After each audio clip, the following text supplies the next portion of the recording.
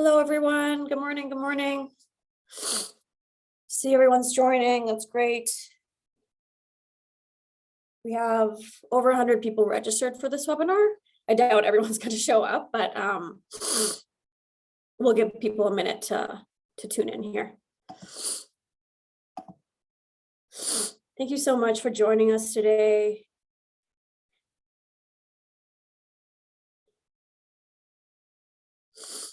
I think it's going to be a good session.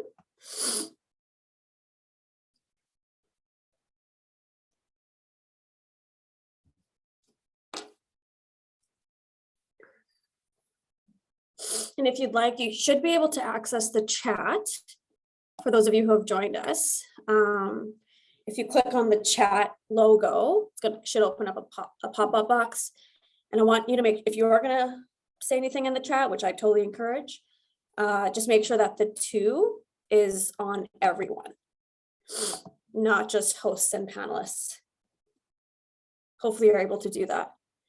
And if you want, go ahead and, say what your name is and what your company is, and, where you're located, because I know we have people calling in from around the world, which is awesome. So yeah, go ahead and feel free to, the chat function is disabled is what I've heard. Okay.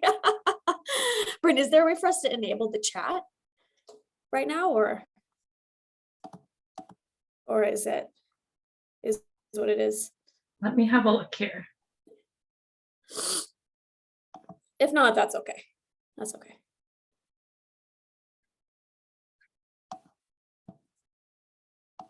We'll see. I'll look into that. Okay, thanks, Bryn. Okay,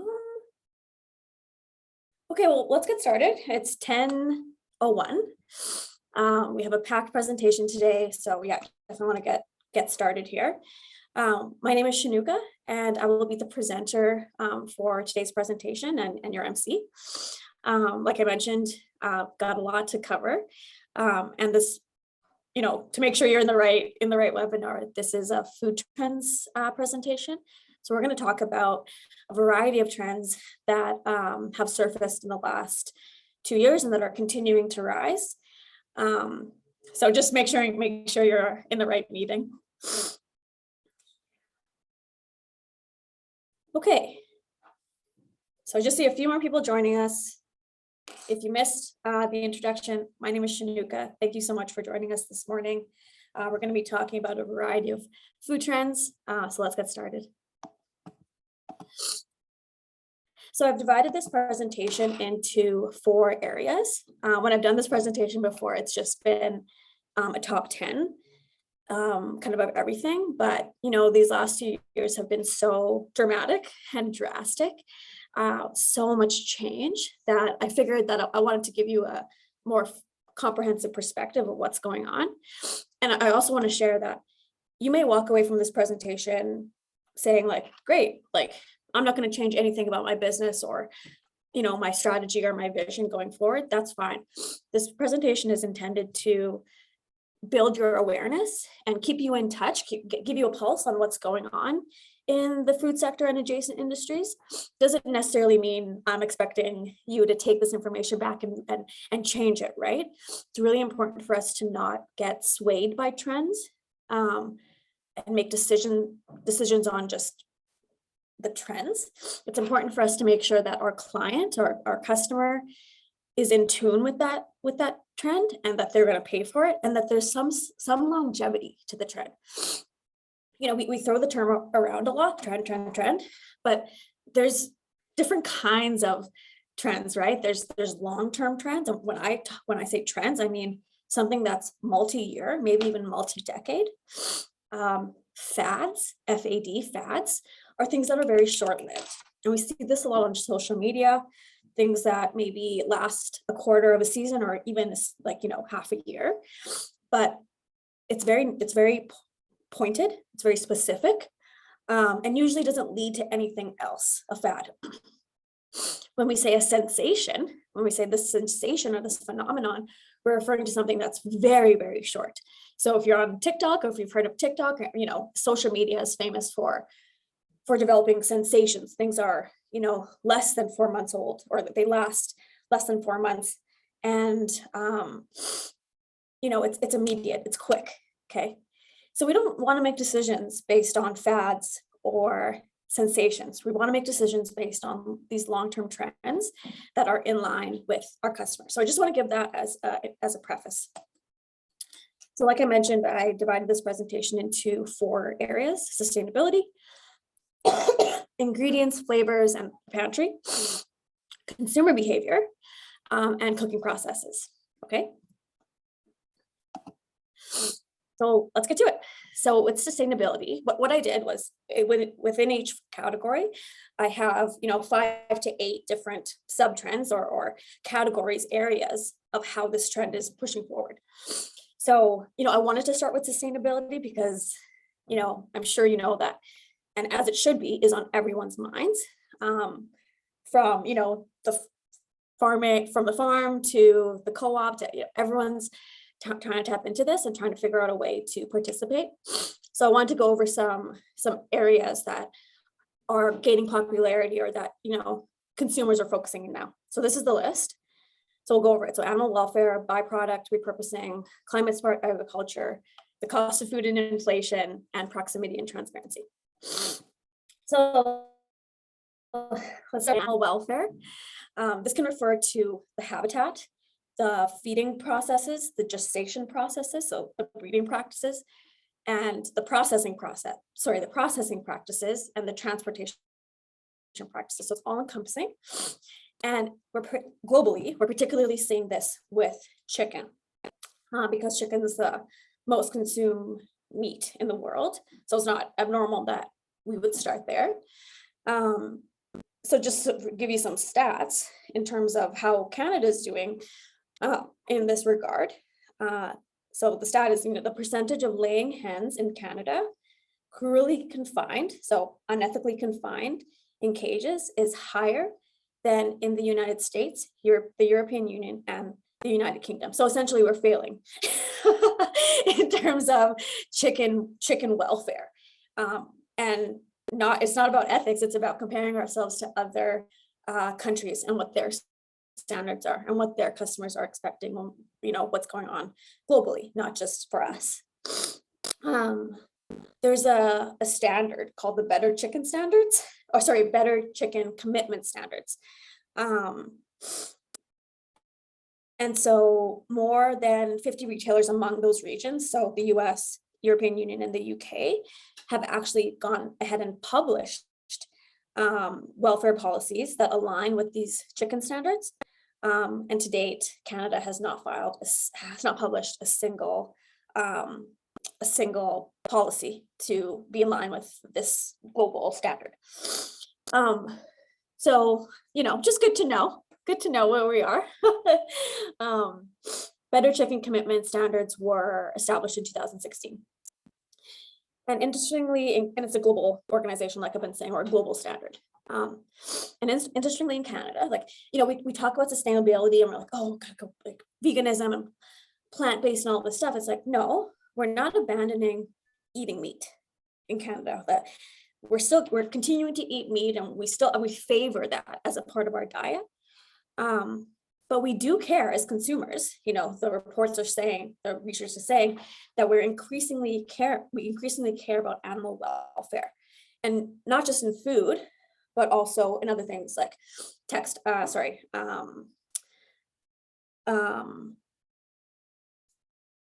in things like, cosmetic testing, fur, and entertainment. Sorry, I was like, I couldn't find that word, but yes, fur, entertainment, and testing, like product testing. So Canadians don't want that. We don't want animals to be abused for entertainment. We don't want to wear real fur, and we don't want to purchase or allow animal testing for consumer packaged goods. So this juxtaposition, you know, of wanting to eat meat but not wanting to necessarily unnecessarily hurt animals is most prevalent, as you can guess, in Saskatchewan and Manitoba. It's not surprising. So yeah, so just something to think about, like we like to think that we're ahead in a lot of ways when it comes to food and food quality, but this is one that we are behind on a global level. So, and the legislation, how the government gets involved in this plays a huge role on if these rules are followed or not. Okay. Let's move on. The second area,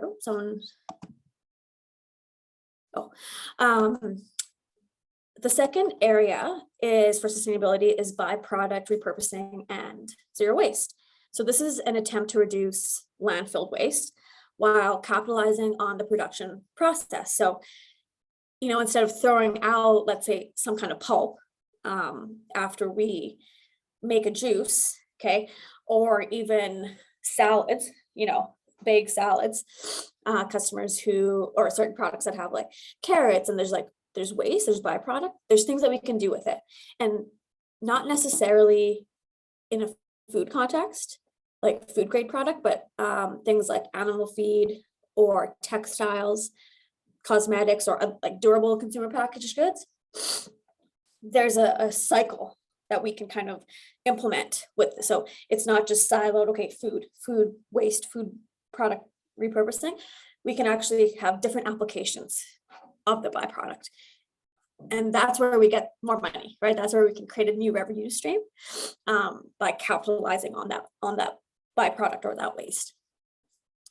Something that's different for this particular thing, because this byproduct repurposing and zero waste movements are not necessarily only directed to food. It's directed to a lot of, like, most consumer packaged or consumer facing industries. So what that means is that, for clothes or home decor, other things, there's, well, and we'll talk about this in a second, but you can buy secondhand. You can't do that with food, right? If once you eat it, it's gone. So it's different in that way, and it's more challenging in that way. Once it's spoiled, for example, it's gone. So we also have an influx of food banks and free food movements across the country in this regard, right? So, and we're seeing it more in food service in the sense like, okay, a restaurant or a small scale grocery store that have some potatoes and they can't necessarily sell the potatoes for whatever reason, they can donate it. They will donate it to the food bank or some kind of free food movement. And technology, there's lots of technology that is geared at supporting that, right? So how do we make it easier? How do we streamline the process of supporting food banks and free food movements? I need you to give me 2 seconds.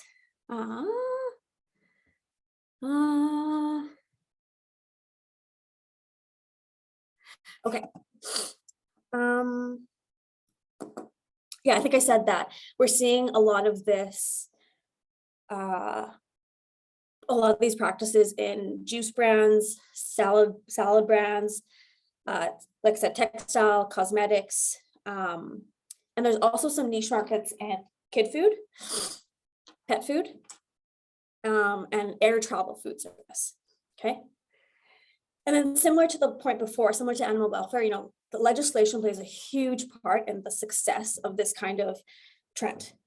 So for example, the green bins and composting bins and the efforts on the municipalities and the provinces or, the regions to support the repurposing and the zero waste. All right, next slide. I'm sure most of the people on the call have heard about climate smart agriculture. And I feel that most of the things that I have come across my desk regarding sustainability have to do with this, which makes sense because it's kind of the cornerstone of all of this.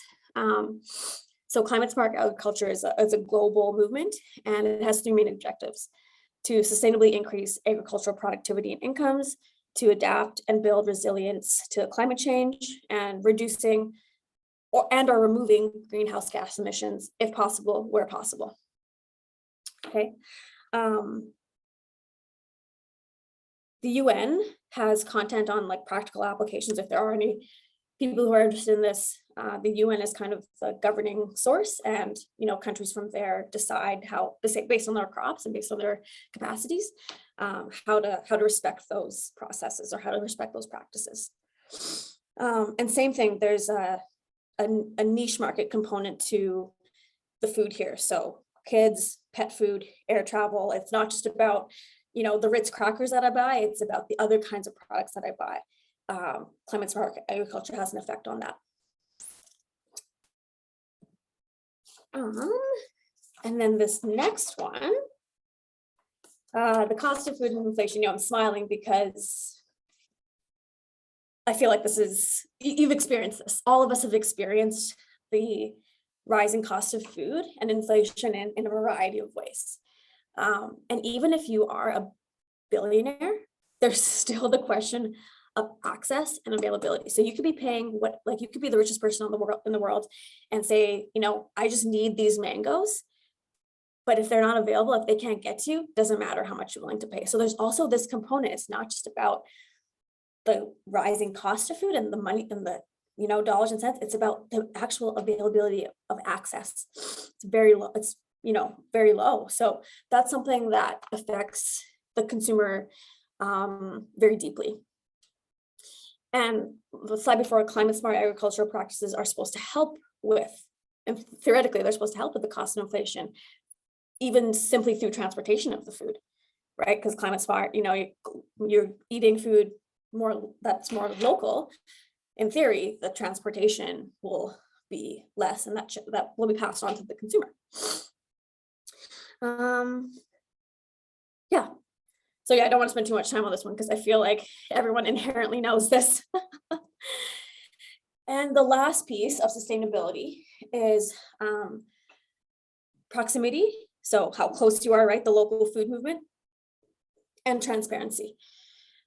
So when we say transparency, we could be referring to a variety of things. So the first one is the ingredient origin story. So consumers are really caring about each ingredient. It doesn't necessarily have to be like a fresh ingredient or a whole ingredient, but they are looking more deeply at the nutrition labels, and they want to know where those ingredients are actually coming from, not just where the product is made. That makes sense. The second part of transparency is the materials post-user stories. So the packaging, okay? How are we recycling or composting the packaging? What happens to, the water bottle or, the paper bag that I recycle or that I compost or whatever? Like, what's the actual path after I'm done consuming the food? The third point is an effort to reduce waste, which I've talked about, I feel like, in length for the last little bit here. So reducing waste could mean, more simple packaging, or things like composting, byproduct, that kind of thing, byproduct recycling, that kind of thing. And then the last one is efforts to improve the ethics of the corporation. So, and I'm sure you've seen this in every sector as well, the conduct of the executive team and the CEO are really huge in terms of transparency, and we're only seeing more. So, you might have a perfect product that gets recycled and, zero waste, helps the climate, et cetera, but if your, executive team, if your CEO is, not great, that will impact your sales. That's going to impact your reputation. Okay, so let's move on to the next section. Just check the time quickly. The next section I have is ingredients, flavors, and your pantry. So essentially things that are in your kitchen, single ingredients. So I've divided it into kind of 4 areas: climate smart crops, the plant renaissance, cannabis, pet food, and beverages. So climate smart crops include mushrooms, algae, and kelp, so seaweed. These crops are high in vitamins and other health benefits. They have an above average positive impact on the climate, and they're relatively easy to grow and farm. So that's why these 3 crops are kind of coming to the surface. And I'm sure you've seen this, like, I've seen it. I've seen it in the grocery store. I've seen it even at, coffee shops and food service, where they're integrating these ingredients into their products. The second section is the plant renaissance, which is, it's kind of following this line of mushrooms, algae, kelp, different kinds of plants, but still, due to, the climate smart agriculture and just climate smart practices, increasing the amount of plants that you consume and purchase is on the rise. So we're not saying cut meat out, we're not saying, hey, because extremism isn't necessarily a thing anymore, where it's like, okay, I'm vegan or I'm vegetarian or I'm pescatarian or whatever. It's like, no, we need to implement flexible diets, because that's what the food security chain has made us do. If you're a vegan, but there's only chicken and you're starving, right? And maybe that chicken did have a positive impact, or the way that chicken was farmed had a positive impact on the environment, or it's close to you, or it's like a chicken that's close by. So the transportation costs, the greenhouse gas emissions to get the chicken to you wasn't high, right? It was reasonable. But so that's why it's not, okay, plants are taking over. It's just, instead of half of our plate being meat, now it's going to be 1/4, and the rest will be veggies. So instead of the meat being the main entree, it's going to be the plant. And particular plants, aside from the 3 that I mentioned on the previous slide: dates, yuzu, tamarind, ube, and cannabis. So dates particularly is interesting to me because it's an alternative honey sweetener, or an alternative honey. I'm not sure if you've been keeping up with honey, but we don't, half the bees died last winter. We're having trouble, regenerating bees, and the honey that they produce, they need it to regenerate the crops, to regenerate the hive. So dates provide the consumer with more environmentally friendly alternative, or a more animal friendly alternative, really. And that has the same taste and texture and effect on the food product. But that's why we're saying emergence in dates is that it's a suitable alternative to honey, and we're experiencing a rough situation with our honeybees in Canada right now. So yeah, natural sweeteners, fruit sweeteners are on the rise for that reason. The middle 3, yuzu, tamarind, and ube, are indicative of our interest in exploring regional foods and flavors. So yuzu is a type of citrus. Okay, so you might see it in a cocktail, or you might see it in some kind of like juice flavoring. And the picture is the ube plant. It's a root vegetable, I believe. And this has all kinds of applications, very similar to potato or a sweet potato. And then cannabis is a whole thing too. It's the flavor of cannabis, not just the effect of it. And the look of it is playing a part in the plant renaissance as well. Different kind of plant, but still same idea. Okay, and even within cannabis, there's food service opportunities, desserts, butters, oils, beverages, all kinds of culinary expressions of the cannabis plant. So that's been really interesting to watch and see. Okay, pet food, one of my favorites to keep an eye on. Super interesting, overall high market growth in Canada. So over 60% of households in Canada have either a cat or a dog. And that we're not including small pets or exotic pets. That's just cats and dogs, at least one in each household. Okay, so this works out to about $25 million minimum for, I did some math, for dog food alone per year. Okay, and there's all kinds of pets. There's all kinds of expenses related to pets. So when I say the overall market is growing, that's what I mean. So not only in food, but also vet care, just toys, experiences, clothes, pet clothes. The whole industry is experiencing a boom in Canada. And it's nice. It's good to see. And that's what I mean when we talk about byproduct repurposing or zero waste and that kind of stuff, niche markets. Pet food is gaining its parallel to food, human food. And then beverages, last section for this, or last area for this section. So beverages are a whole thing on its own. So we talked a little bit about cannabis. Natural caffeine is also on the increase. And so similar to those, individual regional flavors, we're looking at different kinds of caffeine flavors. Recovery is for, when you're sick. So think of something like,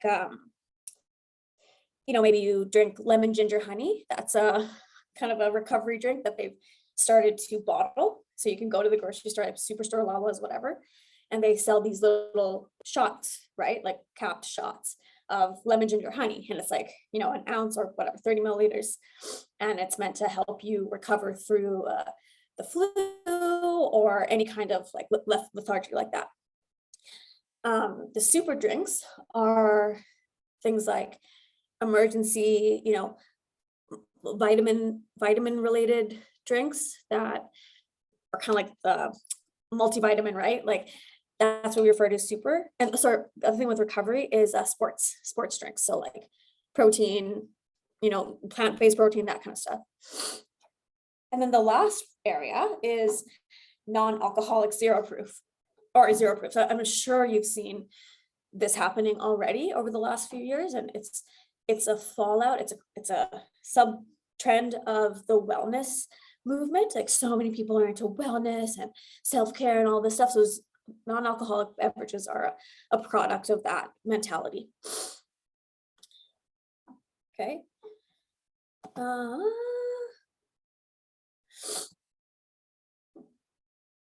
Sorry, unfortunately, we're trying to, the last 26 minutes, we've been trying to enable the chat function.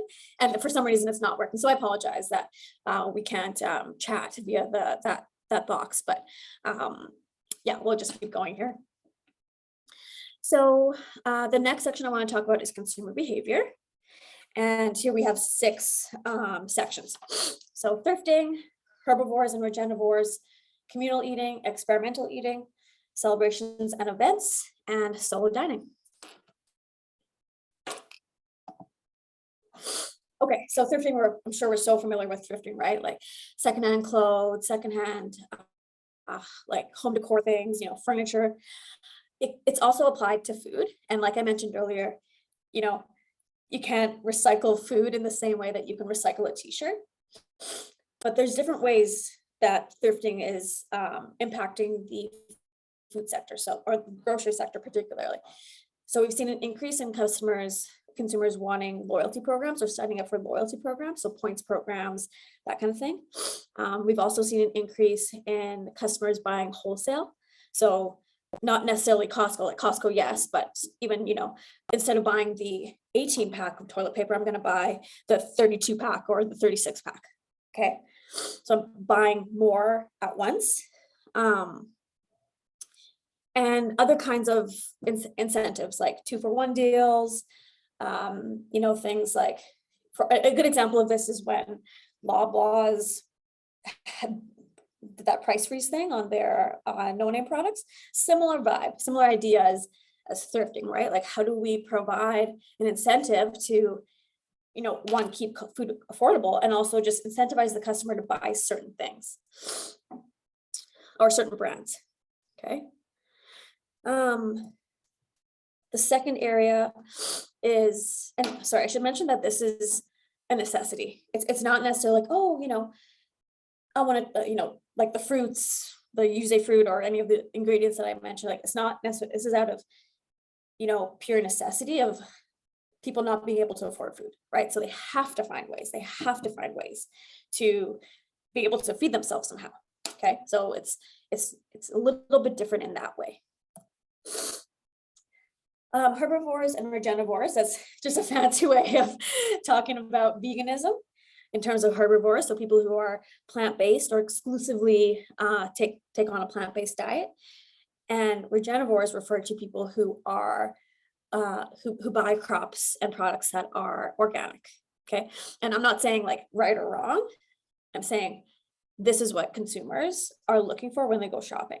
So there's these two, this plant-based sector and this organic sector people who, you know, have these kind of stipulations to their diet. But like I mentioned on the first slide, the animal welfare side, in Canada, we still want to eat meat. We favor it, we care about it, but we do want to see some animal welfare policies put in place. Okay, and a lot of times, you know, herbivores, vegans, vegetarians choose those diets because of animal welfare, the lack of animal welfare. Okay. What else can I say about this? Yeah, I think I covered everything. The next couple points I want to talk about are communal eating and experimental eating. So when we say communal eating, I don't mean like eating together. I mean a family style type of eating. So things like big plates, big serving plates, like a big lasagna with a big Caesar salad, you know, and everyone's having this same experience as a shared experience based on the food. For example, if you go to a restaurant, we see this more in restaurants, like this family style. If you go to a restaurant and each person gets their own plate and it's, you know, garnished beautifully and it's kind of its own experience, and that person that's eating that is the only one that experiences that product or that plate. In communal eating, it's a shared experience, and this is what's important, is that everyone is eating the same food and having the same kind of reaction and movement in that experience. Okay, so which also makes sense in terms of when I said that we're more likely to wholesale buy, we're more likely to buy more these days, kind of fits into this. Okay, like no problem buying a huge lasagna so that I can feed, you know, 10 family members and buy that big Caesar salad, like I said, and we're all experiencing that. And the second one is experimental eating, which I'm really excited about. It's fun and it's kind of encompasses a lot of different things. Some researchers would say that cannabis is included in this. I would. I guess it depends on the customer and if they view something like cannabis as an experiment or a lifestyle. Like if you've never done it, then it makes sense that it'd be an experiment. But if it's something that you're used to or that you incorporate into your life, then maybe it's not so much of an experiment, right? So that's one thing. Another type of experimental eating is digitized menus, which is very interesting. And I'm talking about restaurants a lot, but you know, we can transfer that to the grocery store. So you know, just envision a plate and the menu, the experience is being projected onto the plate. And I tried to find a video of this. I saw it a long time ago and it stuck with me. I wish I'd saved it, but essentially it was, I think it was like a Disneyland, and you know, all these kids and all these parents are sitting, you know, kind of in the same spot. It's kind of dark. There's a mood to it. And what's being projected on the plate is a character, I'm pretty sure it was Olaf from Frozen. And he's kind of like, hey, like, welcome to the restaurant. And he's kind of like being the concierge. And then, you know, the view switches to the menu to like, okay, this is what you're going to be served. And, you know, so, and it's all digital. It's all like literally a video on your plate. Okay. So that's what and it's kind of a different experience.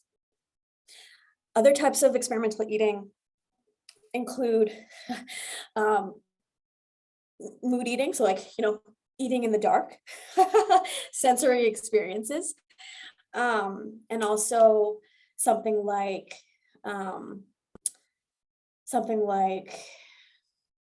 let's say, you know, let's go with a plant-based thing. So, you know, I'm going to a restaurant that's only vegan, that's only plant-based, or, you know, they incorporate mushrooms into every dish, or maybe it's like in a particular type of environment, like maybe they've repurposed an old sea container, or maybe they've repurposed an old, you know, train station, which has happened here. So it's not just like a regular restaurant, 4 squares, whatever. It's like the environment is unique and exciting. Okay, and you could do, like, I mean, at home, the grocery store, like, you know, you could do this too. There's, you know, technology out there or concepts of technology where, you know, you're provided with suggestions of based on what you've purchased before. Maybe these are the things that you would like. right? And we see that in, PC Points does that, PC Optimum does that. It's like, oh, you bought these things, maybe you're gonna like these things. And it's an experiment because they know that we haven't tried that, right? Because they can see the past grocery bills and what we purchased. So like, oh, maybe you'd like to experiment with this particular product that we just started carrying, or it's on sale now, or, get 3,000 PC Optimum points to buy one of these. Okay. So there are applications in both food service and grocery retail. I hope everyone's doing good. I have no idea. All I can see is the participant list. The next area is celebration and events. So we have gone through almost 3 years of isolation, and we're seeking some respite to be with other people, right? We need that. We're social animals. We're humans. We create, like, at the core of it, we need to be social. We need to be around people, and food is a pillar of that. So think about any celebration or event that you've gone to that's been memorable, that's been important to you. Usually there's like delicious quality food, right? It's integral to the celebration, the way we celebrate and the way we put on events. Food and beverage is always tied to that,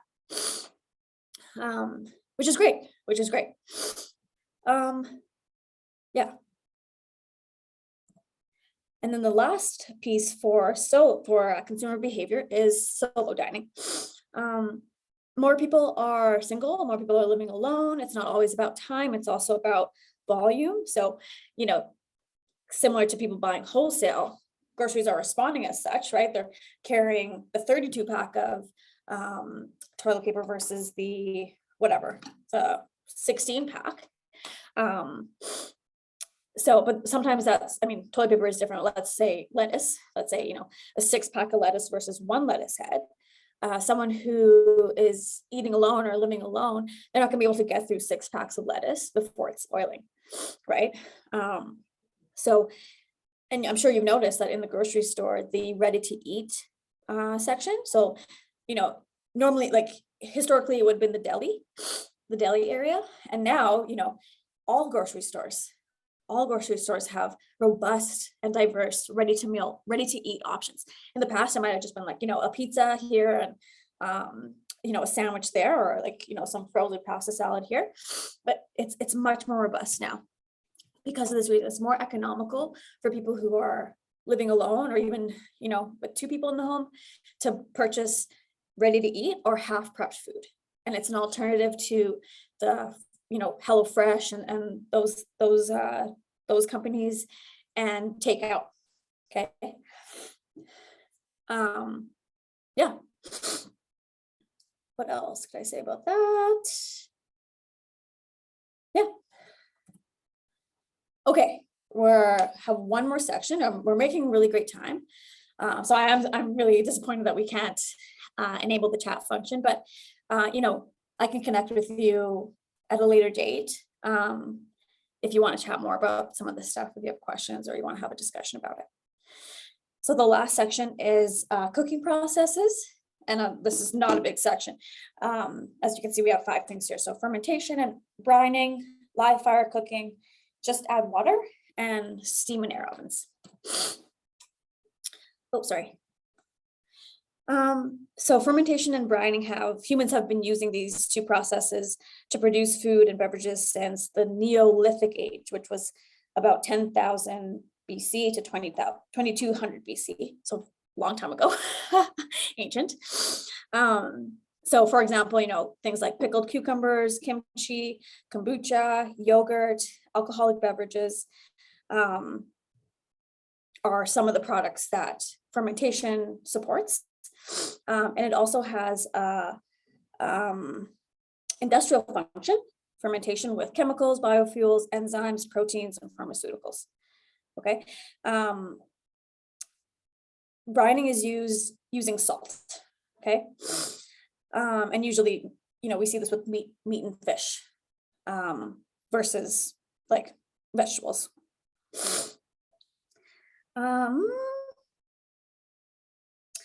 Fermentation is usually used to preserve and flavor Brining is usually used to cook or to flavor.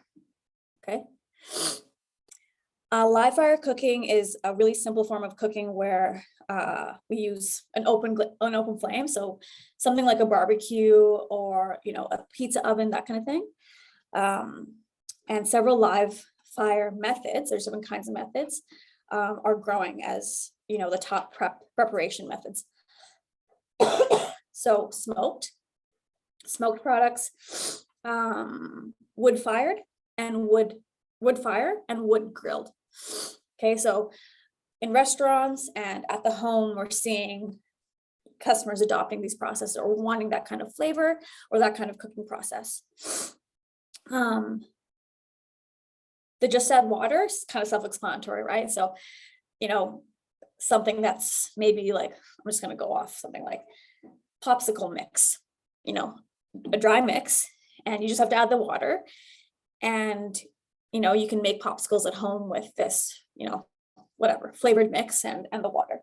Other things could be, just any kind of beverage concentrate, dehydrated fruits and vegetables. You can add water and they'll regenerate, they'll pump up. Okay. And the steam and air ovens, you've seen this, like there's been a lot of air ovens available to purchase, and now steam ovens are kind of following that trajectory of air ovens. And it's just about, like, for the consumer in the kitchen, it's just about the experimentation of it. So, okay, I've eaten, baked chicken for the last however many years of my life. Well, maybe, an air fryer might change it up a little bit for me. It's just an experiment that I can, a low stakes experiment that I can do in my home and, see how it goes.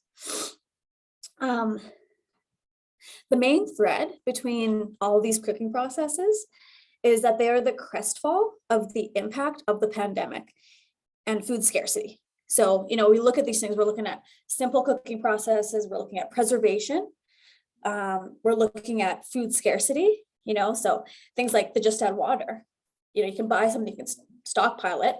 And in the event of a crisis or a doomsday or another pandemic or whatever, you have that. Things like soups, the just add water technology came about because of space exploration. And now we're just seeing like applications for here on Earth. Okay. But again, like I said, all of the threads come down to the impact that like the pandemic had on food scarcity at the cost of food. And, it's unpretentious cooking, right? It's not like complex cooking necessarily. And it also helps with, half prepping, like let's say fermentation or brining, it's a prep method in terms of the cooking process of it, right? So yeah, I think that's all I had. I'm just going to go through I'll just run through this again, just so it's kind of fresh in your head. And, we're happy to email this PowerPoint out if you'd like. So, like I said, four main categories: sustainability, ingredients, consumer behavior, cooking processes. And so those are the main categories.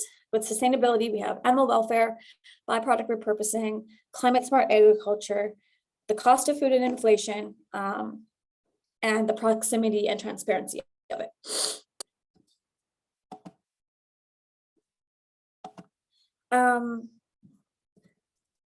Trying to get to the next section here. The second section was the ingredients, flavors, and pantries. So we're looking at climate smart crops. We're looking at more plants, cannabis, pet food, and beverages. For consumer behavior, there's the concept of thrifting, or just simply saving on grocery bills. Herbivores and regenivores, so plant-based consumers and organic facing consumers, or organic choosing consumers. Communal eating, experimental eating, celebrations and events, and solo dining. And then the last section here is the cooking process. So just went over that: fermentation, brining, live fire, just add water, and steam and air. Okay. And I've been told that the chat function is going to be enabled for us, but I won't know for sure until someone sends a message. So, is it good?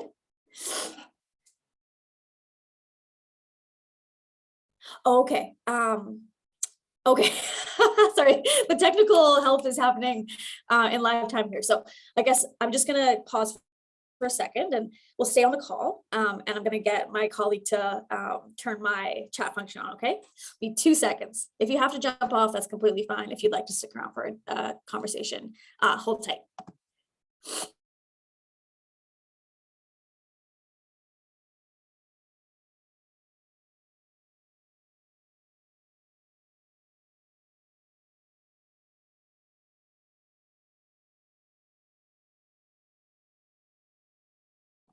All right, so as far as I know, the chat function is now enabled. And if I'll wait for some questions to come in, or so, it doesn't even have to be questions. If you want to have a discussion about it, or you have maybe some contrasting information or additional information, please feel free to throw it in the chat. But I'll leave you with this last quote. When I was researching this presentation, I was looking for some, came across an article that was, kind of 100 chefs around the world, what do they believe the food trends are for the next 10 to 7 years, or 7 to 10 years. And this was overwhelmingly, this was the answer. Okay. And it makes sense. It checked out with all of my research. It checked out with what I see going on in the country now, and where the focus is for not only food processors, but grocery stores, ingredient suppliers, everyone. And outside of that too, outside of the food packaged goods or the consumer packaged goods for food, we're seeing a lot of the sustainability mentality infiltrate other sectors. Like I said, clothing, things like cosmetics, okay, space travel, air travel, okay. So we got some stuff happening in the chat. Let me see. Thank you, Lindsay and Vanessa. I'm so happy to have you on the call. Hi, haven't chatted with you two for a long time, so we will definitely email the presentation to you after this. And hopefully, yes. So Tamara asks, can I have a recording to this presentation? Hopefully. We've been recording it, I think. So yes, it says that it's recording. So we will for sure send out the presentation and the recording when we have it. Hi, Hannah. Good to see you too. Bryn said it is being recorded. Awesome. Lots of things. Yeah, no, I love this kind of stuff. So I'm glad that we had, a lot of registrations. Yeah, so of course, thank you just for joining me. Okay, so a couple things, just wondering some questions here. How do growing mushrooms, kale, and algae help with the climate? They just process carbon better, is probably like the simple way to explain it. Is the way that because plants process carbon and output oxygen, right? Is what I learned in grade 4 science. But no, I'm serious. I think mushrooms, kale, and algae just are more efficient at processing carbon, which is why they're considered to be climate smart. Like, just the impact of them growing is more than, let's say, wheat or berries. And particularly with kale and algae, they're grown in the water, and we know that it's not just about the land carbon, it's about the carbon that's in the sea as well, right? So there's also kale and algae act as natural filters, as natural filtration systems for the oceans. And then mushrooms, they eat anything. Well, they eat a lot of things. Like they decompose plant matter, right? Like dirt, so they are able to process byproduct and food waste better, then, a berry won't do that. Okay. Insects should be in the presentation in your opinion. Yeah, fair enough. I mean, we kind of talked about the bees.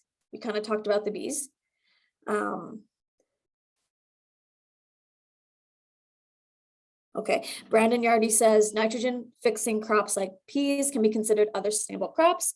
Totally, because they require less nitrogen fertilizer, etc. 100%. Exactly. Like the examples I gave you were just kind of, a selection of them.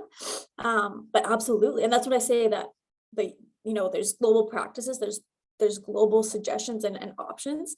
Like I said, one of the sources is the UN. They have a kind of like a handbook on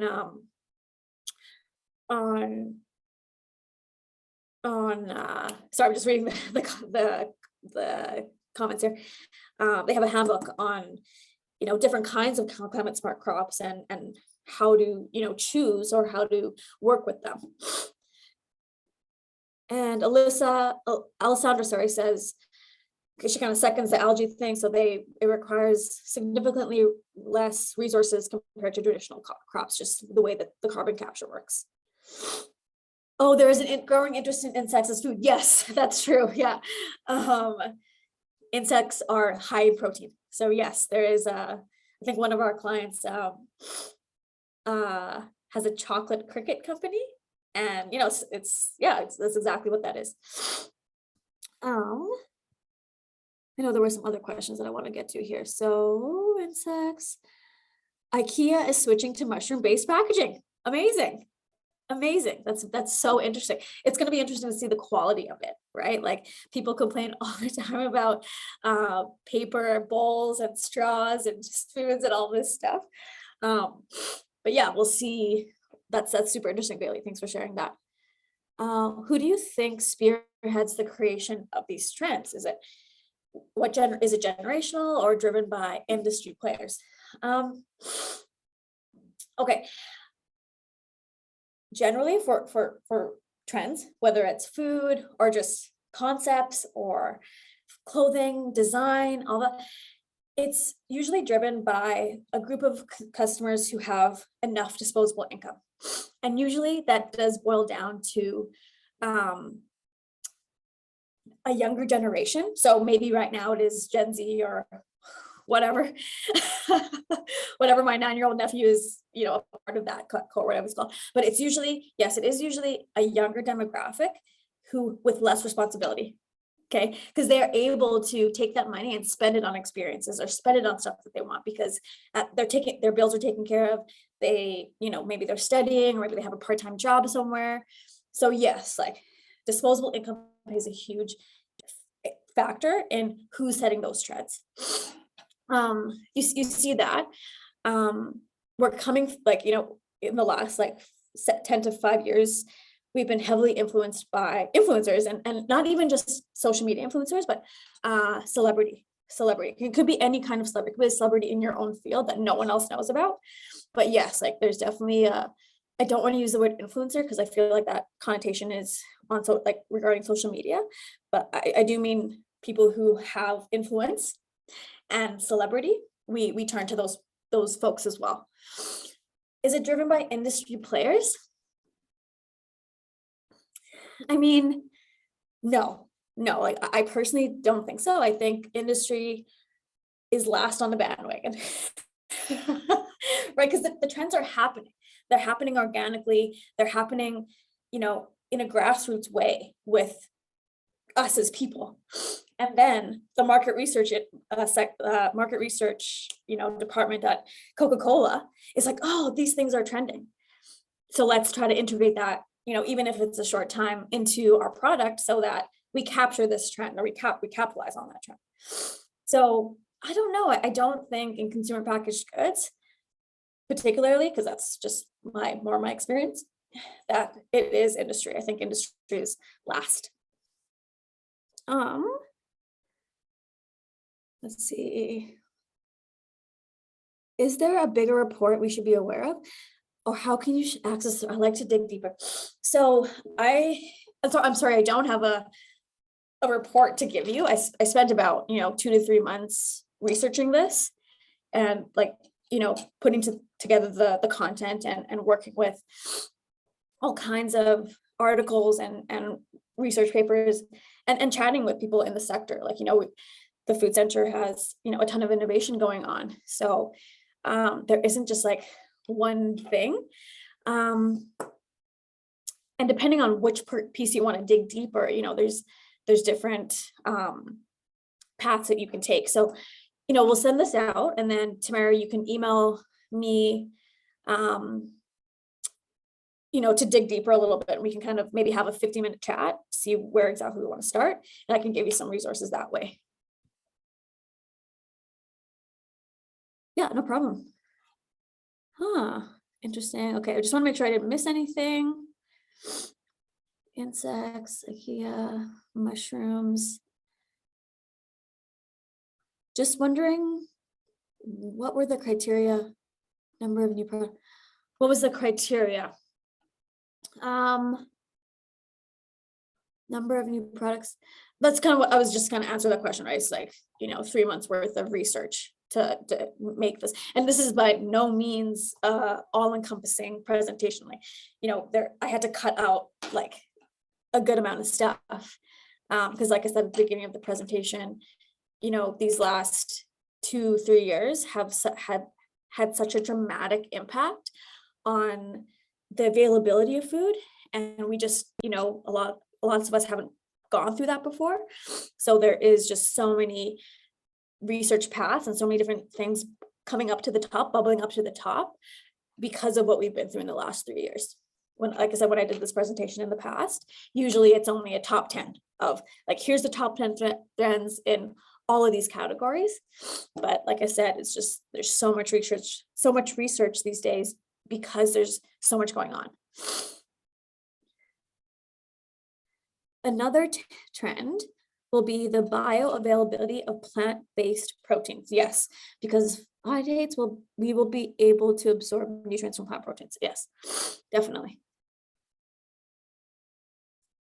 Thank you so much for all your comments and questions. Yeah, it's super interesting, and food is really like, I've worked in all kinds of, or I've supported entrepreneurs and small businesses in almost every sector, like literally almost every sector. Food is so unique. We can apply some of the same principles from clothing to, like I've been saying, clothing to cosmetics. There's lots of parallels there. Food is its own, it's its own beast. So the trends associated are just, they're so interesting. And like I said, you could spend months looking up what's going on, and because it's such a global experience, right? It's eating and procuring food for our families is such a universal and innate experience. That's what makes it so special. One new message. Let's see. Thank you. Yeah. The internet allows for culture to change in minutes. Exactly. Totally. Yeah. And consumers at the end of the day, we're fickle. We're so fickle. And that's when we say it's not industry players. Industry players are trying to catch up with our thought processes on our rapidly changing preferences. Nice to see you, Joanne. Hopefully I'll see you tonight. Well, it's 11 o'clock. So like I said, our team will message you, everyone on the call, with the PowerPoint and the recording once it's been reconciled. And from there, if you have more pointed questions or you want to have a 50-minute chat about, some resources that you can look at, or, people that you can talk to, we can go from there. All right, no problem, Sherry. Well, I'm really glad that everyone was able to join me today. Regardless of where you're calling in from, I was really pleased to see everyone on the call. And yeah, I'm glad that sounds like you got something out of it, and I hope you did. And yeah, good luck with following the trends, or, good luck with even starting trends. That's where the money is made, when your product can be a trend setter. That's in the market research world, that's the that's the be all end all, is when you can be the one to set a trend and have it stick is really, really special. So I'll just leave you with the last piece of advice. Remember, don't go back to your business plans or your models or your products and say, hey, I got to integrate these things. No, that's not what this is about. It's about you just having the awareness around what's going on in your industry and adjacent industries. And if it so happens that something you heard today will provide you with another, like more of a revenue stream or more profit based on your current capabilities, that's great, experiment. But you don't want to just take these trends and, come out of left field for your clients. Okay. At the end of the day, what do your clients want, right? At the end of the day, what are your clients willing to spend their money on, or your customers? Who are you trying to target? And do they care, right? Why should they care? Is it something to do with sustainability, for example? But always when it comes down to food, it's price and quality that end up being the decision maker. They might backfill and say, hey, this brand is sustainable or it's local or whatever. But time and time again, when researchers have studied consumer behavior, it really comes down to price and price and quality. Okay, so happy researching, and last thing I'll say is I developed this presentation using my perspective and my experiences and what I know. And it's not necessarily the only, it's not the only perspective. There are so many different perspectives out there. So just remember that too. I'm not, what I'm saying isn't, religiously blessed, or it's not absolute. Like there's so many different factors and pieces to this. So, be sure to do your own research is what I'm saying. All right. Well, I'll let everyone go. Thank you so much for joining me again. And hopefully I will hear from you via email. Okay. Thanks so much. No problem. It's really nice to see so many clients on the call. I really love that. I haven't talked to you guys for a long time. All right. Have a good afternoon. Bye. See you later. I'll wait till everyone leaves the call. Yeah, thanks for joining us.